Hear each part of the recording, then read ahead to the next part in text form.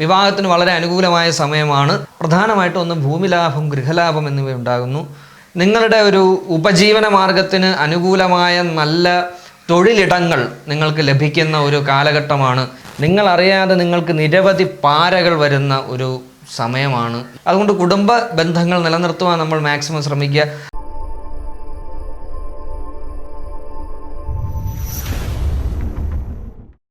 നമസ്കാരം. അസ്ട്രോളജിക്കൽ ലൈഫിൻ്റെ പുതിയ ഒരു അധ്യായത്തിലേക്ക് ഹാർദമായ സ്വാഗതം.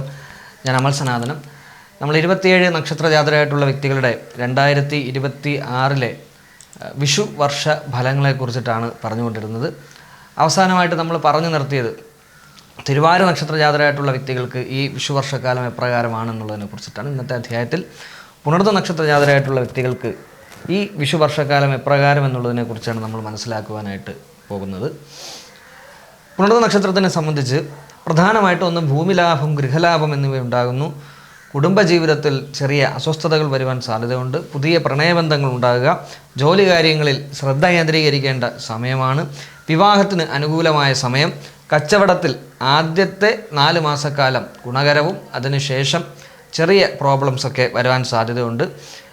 വിദ്യാഭ്യാസപരമായി പുണർത നക്ഷത്ര ജാതരായിട്ടുള്ള വിദ്യാർത്ഥിനികൾക്ക് നിങ്ങളുടെ മത്സര പരീക്ഷകൾ, അതുപോലെ തന്നെ നിങ്ങളുടെ പഠന മേഖലകൾ, അത് ഏത് മേഖല തന്നെ ആയിരുന്നാലും നിങ്ങൾ വളരെയധികം ശ്രദ്ധ കേന്ദ്രീകരിക്കേണ്ട ഒരു സമയമാണ്. ഇടയ്ക്ക് വെച്ച് പഠനമൊക്കെ ബ്രേക്കപ്പായി പോകാനൊക്കെ സാധ്യതയുള്ള ഒരു സമയം കൂടിയാണ് ഈ ഒരു വിഷു വർഷക്കാലം എന്ന് പറയുന്നത്. അതുകൊണ്ട് വളരെ ശ്രദ്ധയോടുകൂടി പഠനത്തിൽ കോൺസെൻട്രേറ്റ് ചെയ്യുക. വിദ്യാഭ്യാസം മുമ്പോട്ട് കൊണ്ടുപോകേണ്ട സമയത്ത് വിദ്യാഭ്യാസത്തിന് മുൻതൂക്കം കൊടുക്കുക എന്നുള്ളതാണ് ഏറ്റവും പ്രധാനം. മറ്റു കാര്യങ്ങൾ വേണ്ട എന്നല്ല ഞാൻ പറഞ്ഞത്. പക്ഷേ വിദ്യാഭ്യാസത്തിന്, അറിവ് നമുക്ക് സ്വായത്തമാക്കാൻ ഒരു നല്ല സമയം എന്ന് പറയുന്നത് നമ്മുടെ ഒരു വിദ്യാഭ്യാസ കാലഘട്ടമാണ്. അതിനുശേഷം നമുക്ക് അറിവുകളൊക്കെ ഉണ്ടാകും. പക്ഷേ ഒരു ഗുരുവിൽ നിന്നും സശ്രദ്ധം നമ്മളൊരു ഗുരുവിനെ ശ്രദ്ധിച്ചിരുന്ന് അതിൽ നിന്നും കിട്ടുന്ന ഒരു അറിവ് നമുക്ക് ഈ ഒരു ടൈമിലായിരിക്കും കൂടുതലായി കിട്ടുന്നത്. അപ്പോൾ അതുകൊണ്ട് വളരെ ശ്രദ്ധയോടുകൂടി നിങ്ങളുടെ വിദ്യാഭ്യാസ മേഖലയെ നിങ്ങൾ കൊണ്ടുപോവുക. ഇല്ലായെങ്കിൽ വിദ്യാഭ്യാസത്തിൽ എന്തെങ്കിലുമൊക്കെ തടസ്സങ്ങൾ പുണർത നക്ഷത്ര ജാതരായിട്ടുള്ള വിദ്യാർത്ഥിനികൾക്ക് ഈ വിഷു വർഷത്തിൽ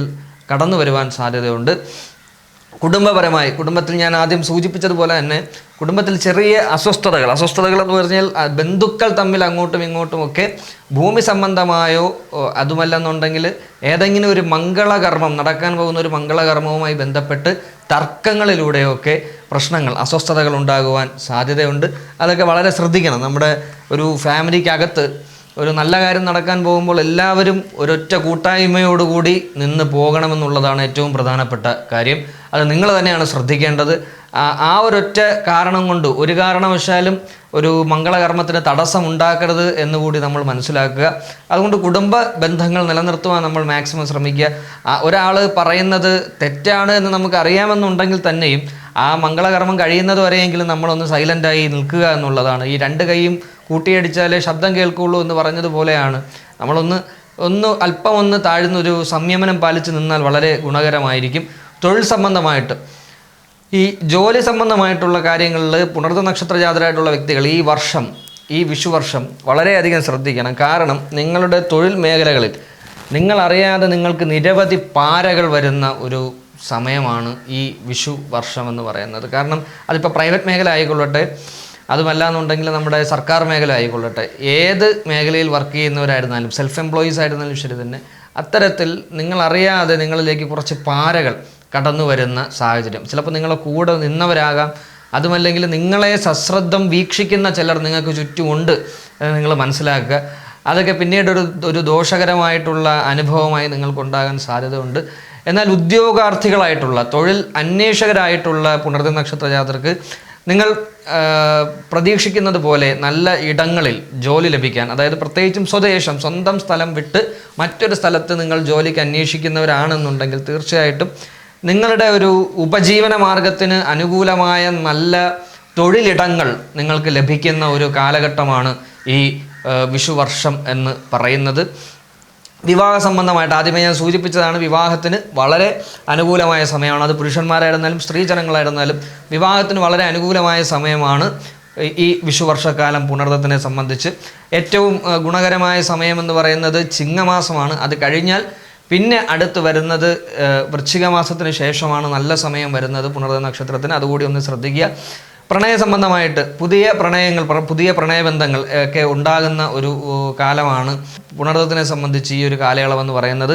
ആ പുതിയ പ്രണയബന്ധങ്ങൾ പിൽക്കാലത്ത് നിങ്ങൾക്ക് വൈവാഹിക ബന്ധത്തിലേക്ക് കടക്കുവാനും നല്ല രീതിയിലുള്ള കുടുംബജീവിതം നയിക്കുവാനും ഒക്കെ സാധിക്കുന്ന ബന്ധങ്ങളായിരിക്കും ഈ വിഷുവർഷക്കാലത്തിൽ വന്നു ചേരുക.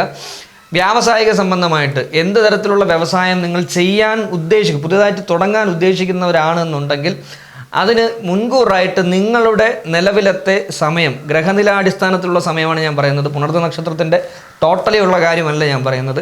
നിങ്ങളുടെ ഗ്രഹനില അടിസ്ഥാനപ്പെടുത്തി നല്ല സമയമാണോ അല്ലയോ എന്ന് പൂർണ്ണമായും പരിശോധിച്ച് നല്ല ഒരു ദൈവജ്ഞനെ കണ്ട്, നല്ലൊരു ജ്യോതിഷനെ കണ്ടത് മനസ്സിലാക്കിയതിന് ശേഷം അതിന് വേണ്ട കാര്യങ്ങൾ ചെയ്യുക.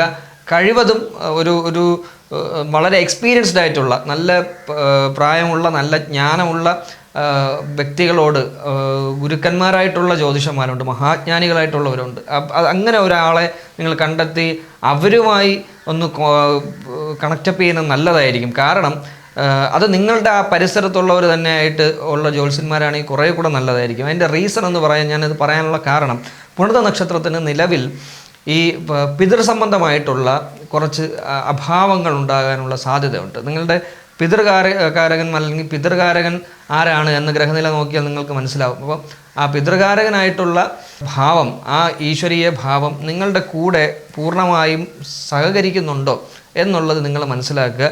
അതിനെ അടിസ്ഥാനപ്പെടുത്തി നിങ്ങളുടെ തൊട്ടടുത്തുള്ള ഗ്രാമദേവത മുതൽ നിങ്ങളുടെ പിതൃക്കൾ വരെയുള്ളവരെ തൃപ്തിപ്പെടുത്തേണ്ട ഒരു സാഹചര്യം ഇതിൽ വന്ന് ഭവിക്കാൻ സാധ്യതയുണ്ട്. അതുകൊണ്ടാണ് ഞാൻ പറഞ്ഞത്, അത് ശ്രദ്ധയോടുകൂടി വേണം പുണർദ നക്ഷത്ര ജാതർ ഈ ഒരു വിഷുവർഷക്കാലത്തെ നോക്കി മുമ്പോട്ട് പോകാൻ. വ്യവസായം തുടങ്ങുന്നവരാണെന്നുണ്ടെങ്കിൽ തീർച്ചയായിട്ടും അത് നോക്കണം. നിലവിൽ വ്യവസായം നടത്തിക്കൊണ്ടിരിക്കുന്നവരാണെന്നുണ്ടെങ്കിൽ, ഏത് തരത്തിലുള്ള ബിസിനസ്സായിരുന്നാലും നടത്തിക്കൊണ്ടിരിക്കുന്നവരാണെന്നുണ്ടെങ്കിൽ ആദ്യത്തെ 4 മാസക്കാലം, അതായത് മേടം, ഇടവം, മിഥുനം, കർക്കിടകം 4 മാസക്കാലം ശുഭകരമായി മുമ്പോട്ട് പോവുകയും അതിനുശേഷം പിന്നെയുള്ള കുറച്ച് നാളുകൾ ഒന്ന് ലോ അപ്പ് ആവും. അതായത് നമ്മുടെ ഫിനാൻഷ്യൽ ഗ്രാഫ്, ബിസിനസ് അടിസ്ഥാനപ്പെടുത്തിയിട്ടുള്ള ഫിനാൻഷ്യൽ ഗ്രാഫ്, ആ ഗ്രാഫ് ഒരല്പം താഴ്ന്നു വരുവാനും സാധ്യതയുണ്ട്. പക്ഷേ അത് പെട്ടെന്ന് തന്നെ നിങ്ങൾക്ക് ക്ലിയർ അപ്പ് ചെയ്യുവാനൊക്കെ സാധിക്കുന്നതായിരിക്കും. ആരോഗ്യപരമായി പുണർദ നക്ഷത്ര ജാതരായിട്ടുള്ള വ്യക്തികൾക്ക് ഉദര സംബന്ധമായിട്ടുള്ള ബുദ്ധിമുട്ടുകൾ ഈ വിഷുവർഷക്കാലത്തിൽ വരാൻ സാധ്യതയുണ്ട്. അതൊക്കെ പെട്ടെന്ന് മാറുന്നതായിരിക്കും. അല്ലാതെ മറ്റു തരത്തിലുള്ള ആരോഗ്യ ബുദ്ധിമുട്ടുകളൊന്നും പുണർദത്തിനെ സംബന്ധിച്ച് ഈ വിഷുവർഷക്കാലത്തിൽ അധികമായി കാണുന്നില്ല. ദോഷപരിഹാരാർത്ഥം പുണർദ നക്ഷത്ര ജാതർ നിത്യവും രാമനാമം ജപിക്കുക എന്നുള്ളതാണ്. അത് ഒന്നെങ്കിൽ നിങ്ങൾ ശ്രീരാമജയം, ഞാൻ മുമ്പ് എനിക്ക് തോന്നുന്നു ഒരു എപ്പിസോഡിൽ ഞാനത് പറഞ്ഞിട്ടുണ്ട്, പുണർദത്തിൻ്റെ കാര്യം എന്തോ പറഞ്ഞപ്പോൾ, ശ്രീരാമജയം നിത്യവും നിങ്ങൾ 108 തവണ എഴുതുന്നത് വളരെ ഗുണകരമായിരിക്കും. അതുപോലെ ഹനുമാൻ ചാലീസ, അത് വ്യാഴാഴ്ച ദിവസം വ്രതമെടുത്ത് ഹനുമാൻ ചാലീസ ജപിക്കാൻ പറ്റുമെങ്കിൽ, രാവിലെയും വൈകുന്നേരം ഒരു 21 ടൈംസ് ജപിക്കാൻ പറ്റുമെന്നുണ്ടെങ്കിൽ നിങ്ങൾക്ക് അസാമാന്യമായിട്ട് ജീവിതത്തിൽ ഉയർച്ച ഉണ്ടാകുമെന്നുള്ള കാര്യത്തിൽ യാതൊരു സംശയവും വേണ്ട. അതുപോലെ ശ്രീരാമ ഗായത്രി വ്രതം, അങ്ങനെ ഒരു വ്രതസമ്പ്രദായമുണ്ട്. അതായത് ശ്രീരാമൻ്റെ ഗായത്രി ഒരു വ്യാഴാഴ്ച തുടങ്ങി അടുത്ത വ്യാഴാഴ്ച വരെ ശ്രീരാമ ഗായത്രി മന്ത്രം രാവിലെയും ഉച്ചയ്ക്കും കൃത്യമായി ജപിച്ചു വരുന്ന ഒരു രീതിയെ ശ്രീരാമ ഗായത്രി വ്രതാനുഷ്ഠാനം എന്ന് പറയും. വളരെ നിഗൂഢമായിട്ടുള്ള കാര്യമാണ്. കാരണം ഗായത്രി മന്ത്രം ചൊല്ലുമ്പോൾ നമ്മുടെ ഷഡ്ചക്രങ്ങൾ, നമ്മുടെ ന്യൂറോൺസ്, അതുപോലെ നമ്മുടെ അസ്ഥികൾ, നമ്മുടെ മസിൽസിൻ്റെ പോയിന്റുകൾ, എല്ലാത്തിനും സ്വാധീനിക്കുന്ന ഒന്നാണ് ഗായത്രി മന്ത്രത്തിലെ ഉച്ചാരണങ്ങൾ എന്ന് പറയുന്നത്. അത് ഓം ഭുർ എന്ന് പറയുന്ന സമയത്ത് നമ്മുടെ മൂലാധാരത്തിൽ നിന്നും ശ്വാസത്തിൻ്റെ ഗതി ക്ലിയറായി മുമ്പോട്ട് പോകുന്നു എന്നുള്ളത് നമുക്ക് സയൻറ്റിഫിക്കലി തെളിയിക്കാൻ പറ്റും. കാരണം അതിന് വേണ്ടിയിട്ടുള്ള ടെക്നിക്സും മെഷീൻസും ഒക്കെ ഉണ്ട്. ഗായത്രി മന്ത്രം നല്ല രീതിയിൽ ജപിക്കുന്ന ഒരാളെ നമ്മൾ വിഷ്വലൈസ് ചെയ്ത് കഴിഞ്ഞാൽ, അങ്ങനെ വിഷ്വലൈസ് ചെയ്ത് കഴിഞ്ഞാൽ അയാളുടെ ശ്വാസഗതി പോകുന്നത് കൃത്യമായിട്ടായിരിക്കും. അങ്ങോട്ടോ ഇങ്ങോട്ടോ അതിനൊരു മാറ്റവും വരത്തില്ല. നമ്മൾ ഇങ്ങോട്ട് തിരിഞ്ഞാലും ഈ പ്രാണൻ്റെ സഞ്ചാരം കൃത്യമായിട്ടായിരിക്കും പോയിക്കൊണ്ടിരിക്കുന്നത്. അത് തെളിയിക്കപ്പെട്ടുള്ള ഫാക്ടറാണ്. അത് കൂടെ നിങ്ങൾ നോക്കിക്കഴിഞ്ഞാൽ നല്ലതായിരിക്കും. ഈ ശ്രീരാമ ഗായത്രി വ്രതാനുഷ്ഠാനം നല്ലതായിരിക്കും. പിന്നെ കുടുംബപരദേവതകളെ നന്നായി പ്രാർത്ഥിച്ച് മുമ്പോട്ട് പോവുക. ഇത്തരത്തിലൊക്കെ ഒന്ന് മുമ്പോട്ട് പോയി കഴിഞ്ഞാൽ പുണർദ നക്ഷത്രത്തിന് ഈ വിഷുവർഷം കുറേയൊക്കെ സമാധാനവും സന്തോഷവും നിങ്ങൾക്ക് നേടിയെടുക്കാൻ പറ്റുന്ന കാലയളവാണ്. എല്ലാ പുണർദ നക്ഷത്ര ജാതരായിട്ടുള്ള വ്യക്തികൾക്കും സർവ്വ ഐശ്വര്യങ്ങളും നിറഞ്ഞ ഒരു നല്ല വിഷുക്കാലം ആശംസിച്ചുകൊണ്ട് അസ്ട്രോളജിക്കൽ ലൈഫിൻ്റെ ഈ അധ്യായം പൂർത്തിയാകുന്നു. എന്നെ ശ്രമിച്ച എല്ലാവർക്കും നന്ദി അറിയിച്ച് നിർത്തുന്നു. നമസ്കാരം.